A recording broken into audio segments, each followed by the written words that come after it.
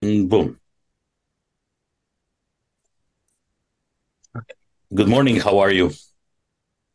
Like I say, it's difficult questions in this day. We are okay. We are alive.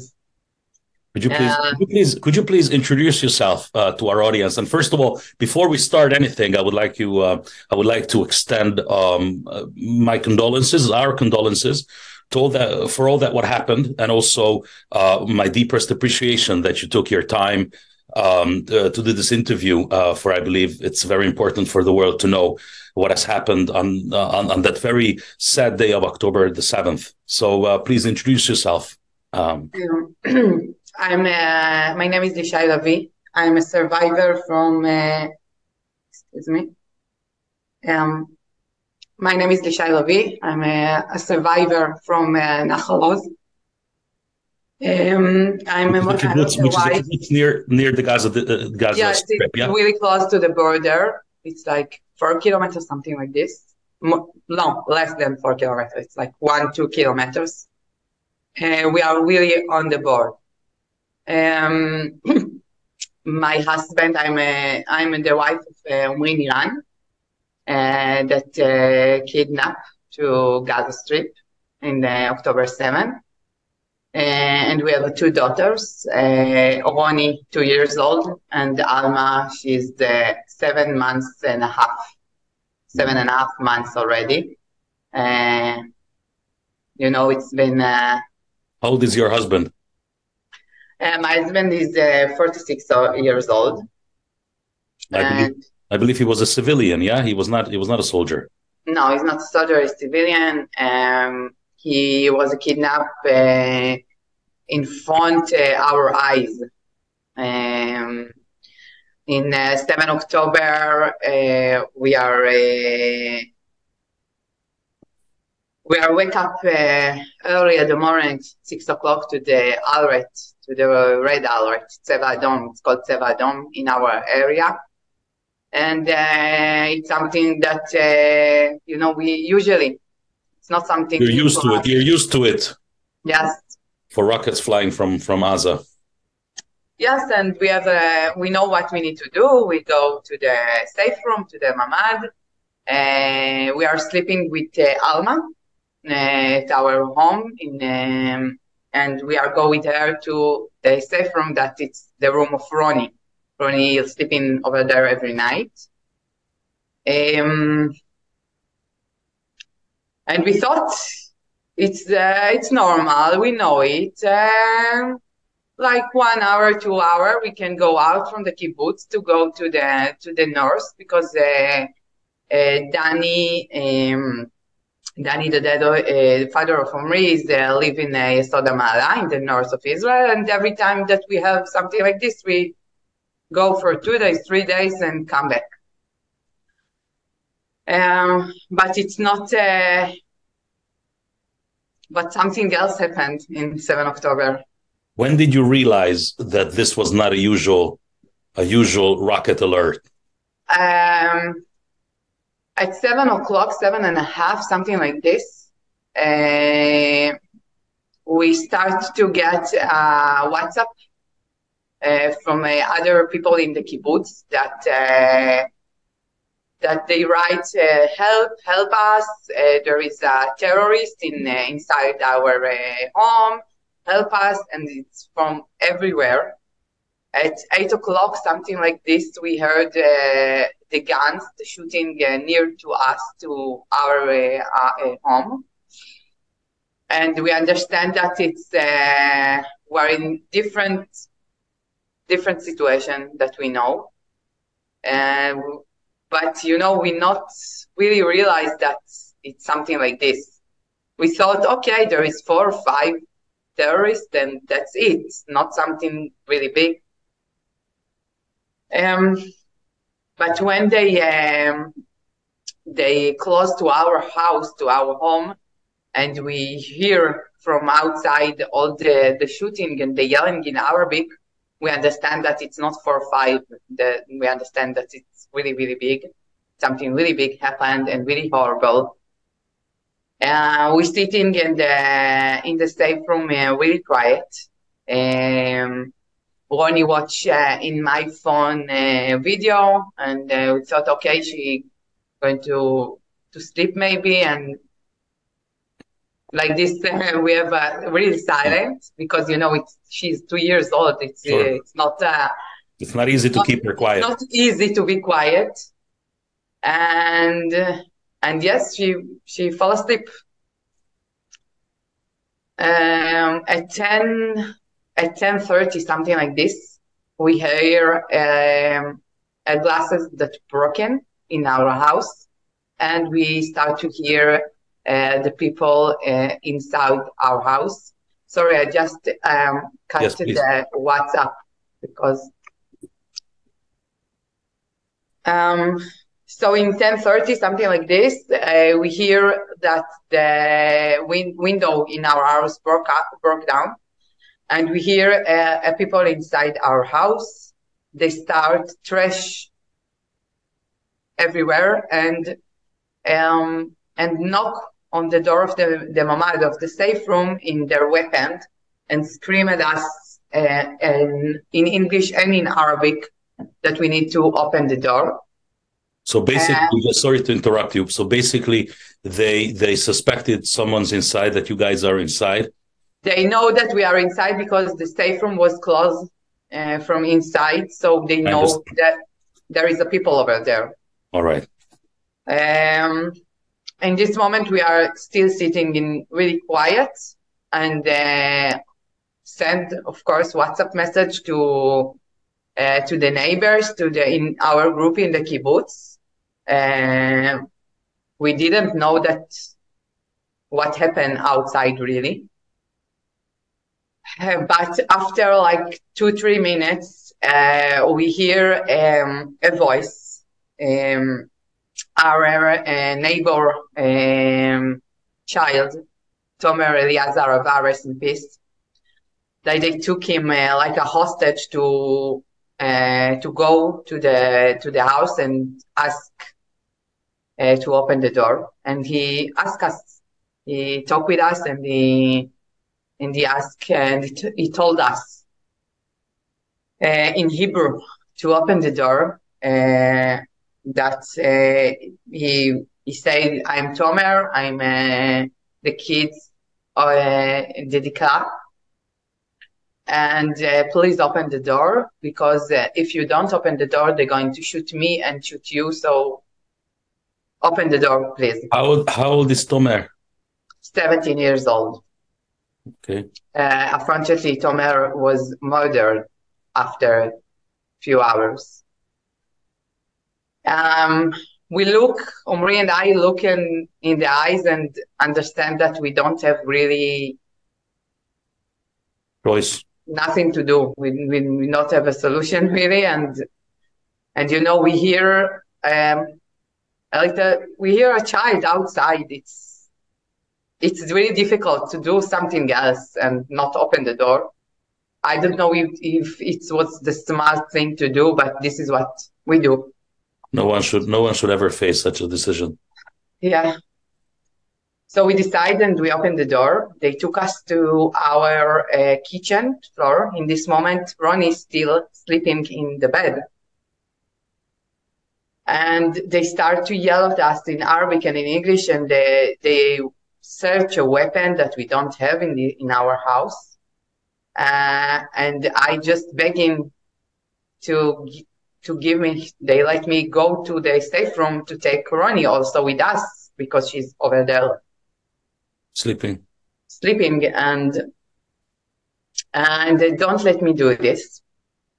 But then Tomer asked them to do this, and Tomer is a child, so they let him go. There was a five terrorists in our house. It's a small house. It's like 18 meters. It's not something big. So 5 people was with us, 5 monsters, 5 people. I don't know how to call them really. Were they, sorry to interrupt, were they masked, or could you see? No. You could see their faces. Their faces, we saw everything. They told us they are from the Hamász. They told us they're them from Azadin. Hebrew to you? Did they speak Hebrew? They didn't speak Hebrew. No, they speak Arabic and English, a little bit English. This is how we connect with them with English. How old were these people by looking at them, by judging their faces? How 30, 29, 28, something like this. Young people. So they let Omrit go to take Ronnie. Two terrorists go with him with a weapon. And this is how my little girl wake up with people she don't know holding her, and there is a gun in front of her and put a point of her.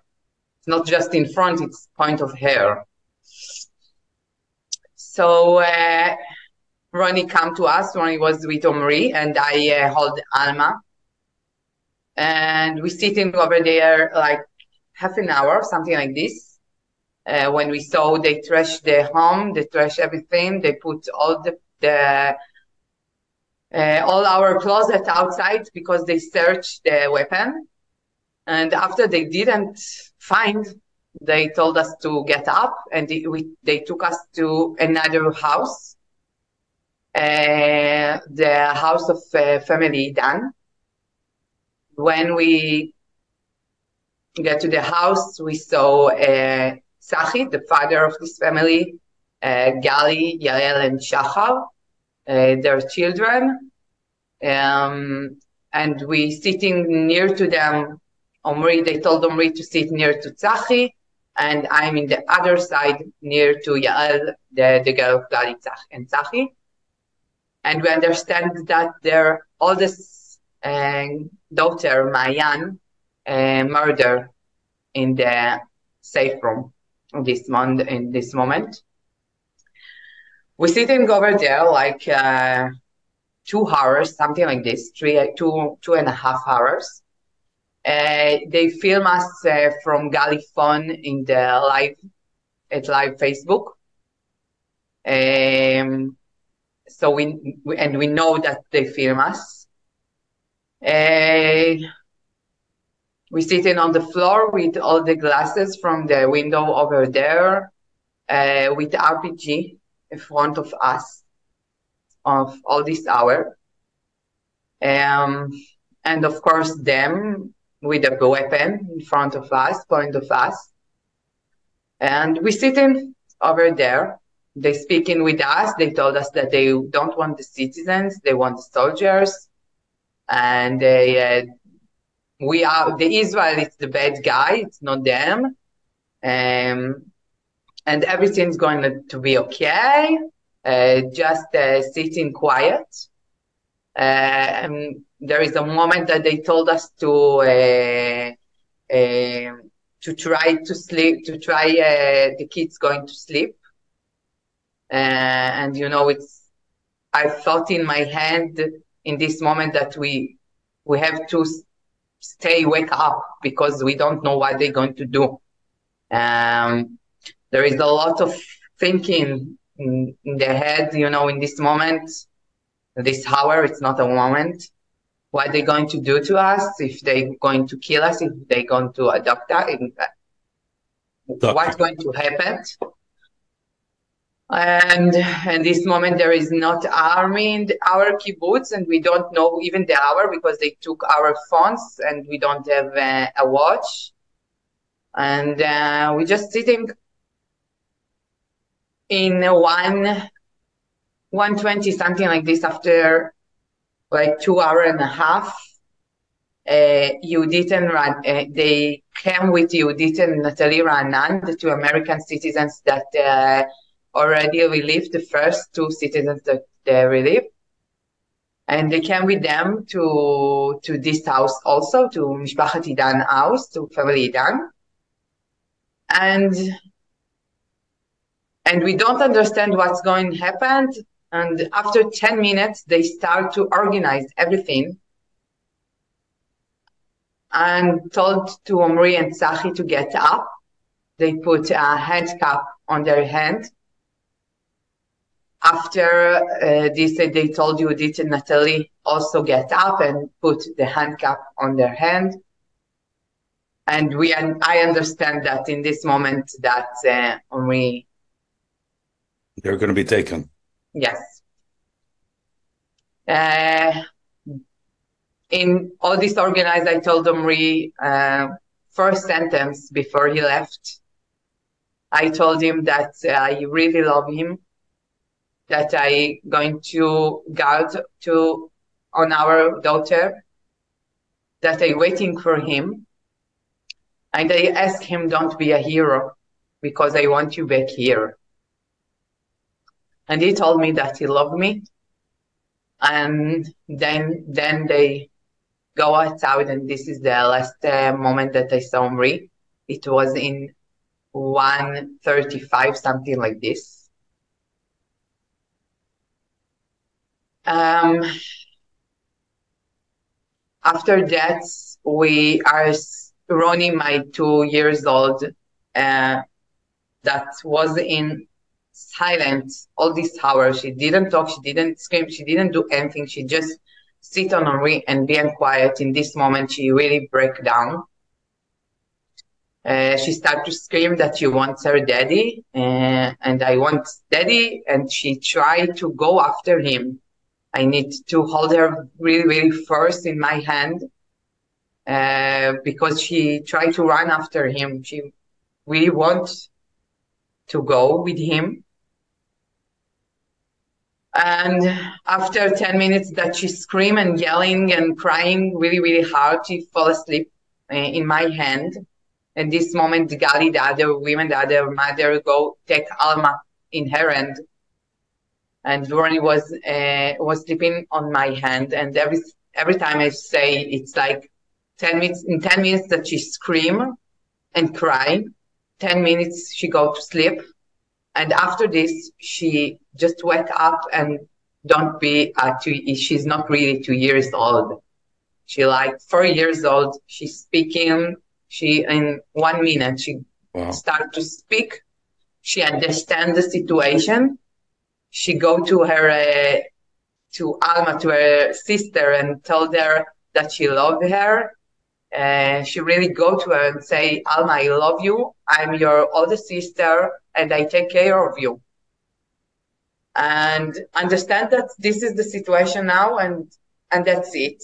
Not crying, not yelling, nothing. We're sitting over there like on 4 hours.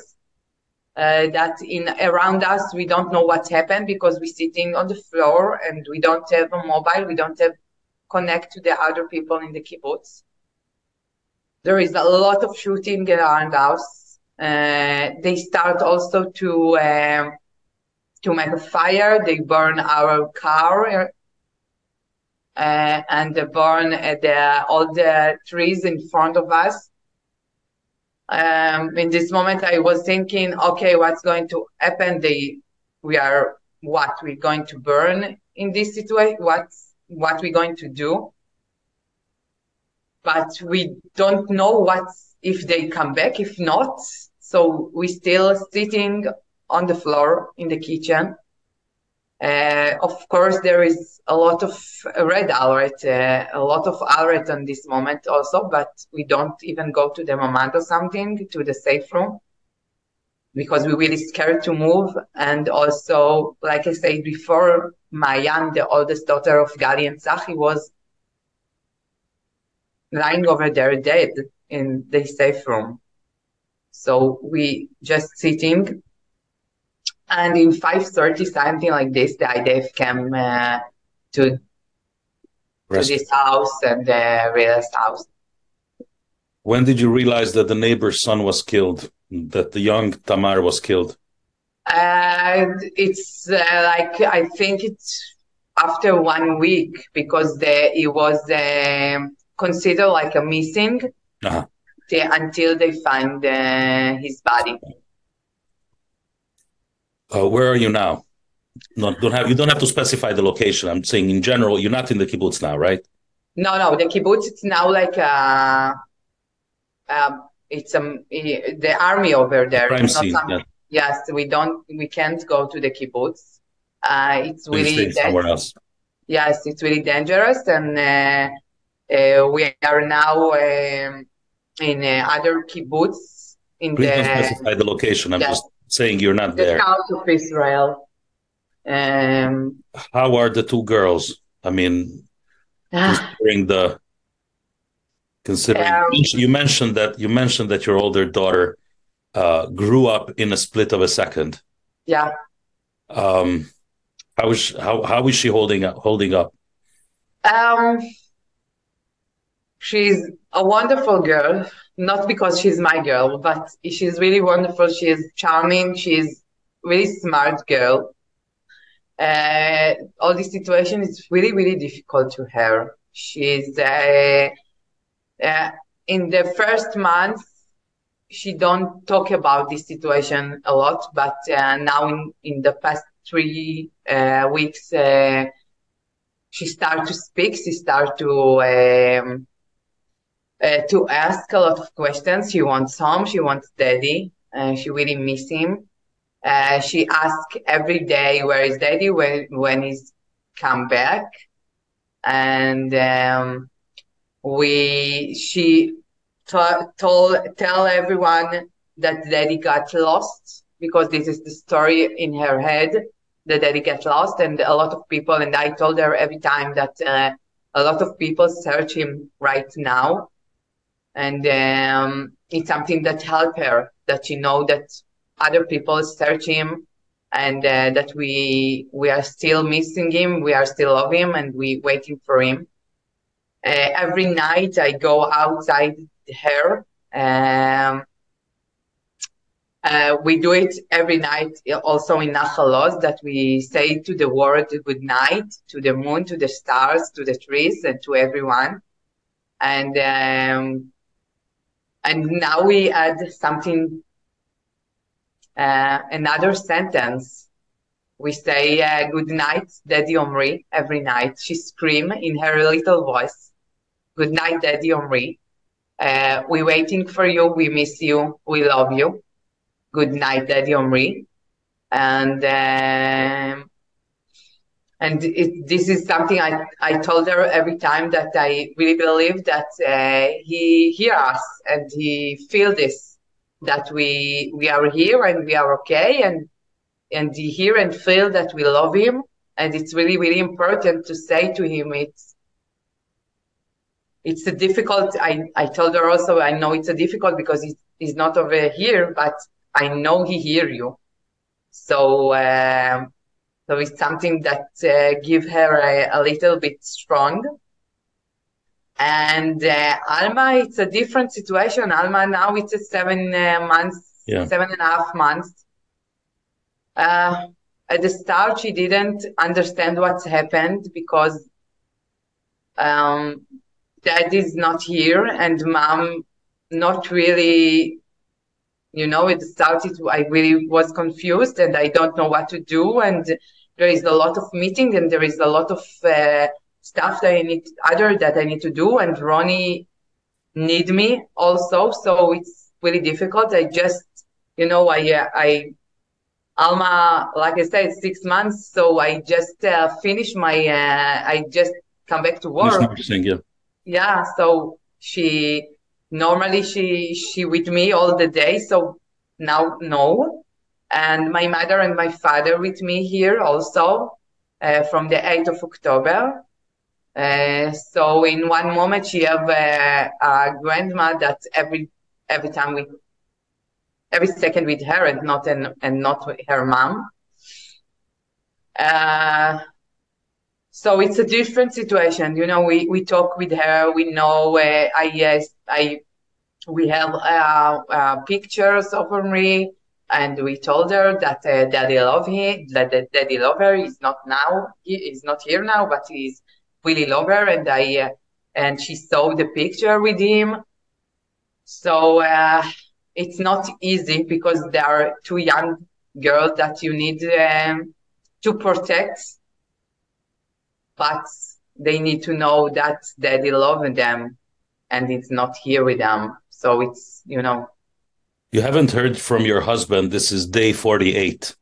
You're right. The start of the war, since the start of the terrorist attack and the war that's following. Yeah. And I salute you for not losing hope that your husband will be back. Omri is I understand he's also a Hungarian citizen. Right. Omri is a Hungarian citizen. His mother born in Hungary. So he's a citizen in Hungary. What's your message? What's your message to the international community regarding your husband and other hostages? Of course, there are over 200 hostages held by Hamas at this point. I start with I want to say that we are really grateful to the Hungary government. We know they try to help us, and we know they do what they need to do, what they can do. So we are really, really grateful for this.